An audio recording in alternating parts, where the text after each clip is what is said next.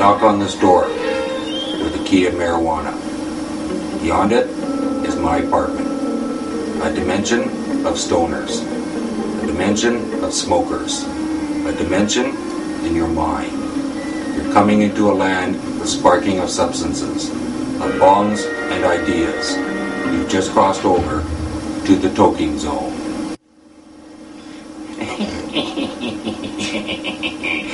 Welcome home, my little stoners. And welcome to the next show, where we'll try to fit in some segments on George Michaels as a celebrity stoner, a review of a few different weed grinders, some audio comedy with the late, great Bill Hicks, and some music with Devin the Dude, and of course lots of comedy as usual, or at least a relatively close facsimile thereof. So get ready to laugh, cry, cheer, and toke away, because you are the heroes that can change the unjust laws. And speaking of heroes, you can call me Peter Parker, because I'm in love with Mary Jane. So let's go check her out, because I love it when she's hot.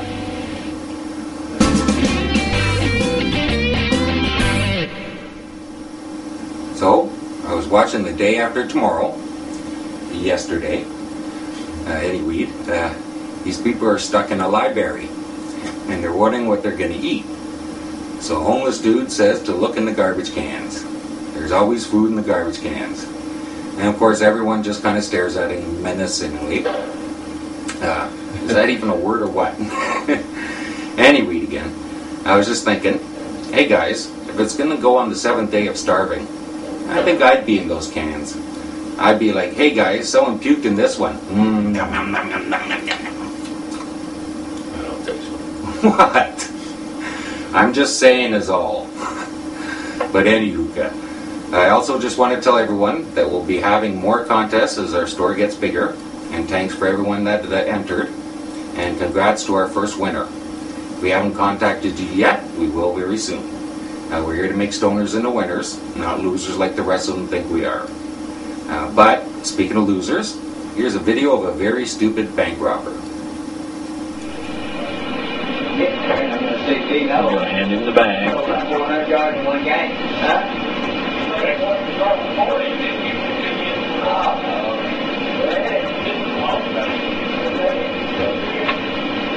There he takes the bag.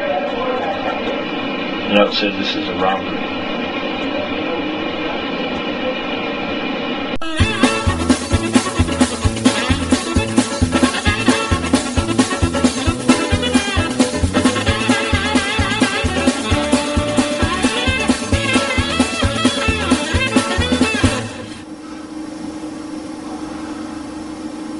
Now, we can't say if he was stoned or not, but we'd like to think that most stoners aren't smarter than that anyway.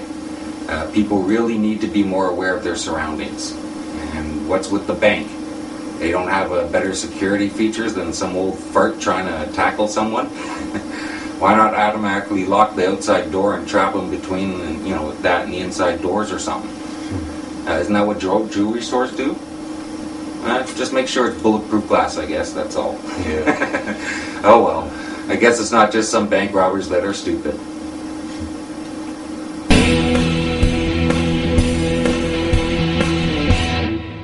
What we've got here is failure to communicate. Hey, Daryl, did you sneeze in this thing or what? Holy fuck. What a big goober. Anyway, this time... I think I actually hold a world record for continuously looking at one of them. Oh yeah? I got in a staring contest with a fish one time and lost though. Anyway, this time we're doing George Michael. George Michael was born George Kyriakos Panuto, something else, whatever. Anyway, his name is Greek, and he was born on June 25th, 1963. He is a two-time Grammy Award-winning singer-songwriter who rose to fame in the 80s when he formed the pop duo Wham! His first solo single, Careless Whisper, was released when he was still in the duo and sold about 6 million copies worldwide. As a solo artist, he has also sold over 100 million records worldwide as of 2010. encompassing 7 British #1 singles, 7 British #1 albums, 8 US #1 singles, and 1 US #1 album. So he's got a few bucks. His 1987 debut solo album, Faith, has sold over 20 million copies worldwide. I guess he had faith. In 2004, Radio Academy named Michael as the most played artist on British radio between the period of 84 and 2004. And How can that be? I don't know. Anyway, here's a clip where he's smoking a joint during a TV interview. This stuff keeps me sane and happy. I could write without it if I was sane and happy. You know? But actually, the thing I would actually say about it is I think it's very good for creative people, but it is a terrible, terrible drug in terms of, you know, you've got to be in the right position in life to take it. You've got to have at least achieved most of your ambitions. Whoa. I know. Oh, we're back? Anyway, so on February 2006, he was arrested for marijuana possession and was cautioned by the police before being released. Cautioned, eh? Well, the last time I was cautioned, I received a steel-toed police boot to the head. Must be good to be the king. You want your Whopper built some special way? You get it without a lot of waiting. Have it your way, Burger King.